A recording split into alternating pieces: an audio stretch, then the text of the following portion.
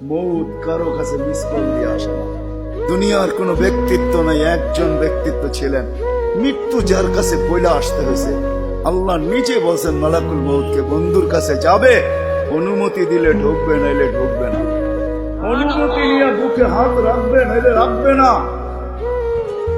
আমার বন্ধুর অনুমতি ছাড়া হাত রাখবে না বুকে। একজনই দুনিয়াতে ব্যক্তিত্ব ছিল যার কাছে অনুমতি নিয়ে আসছে, কারো কাছে আজ পর্যন্ত অনুমতি নিয়ে আসে আর আসবেও না। সত্য এটাই।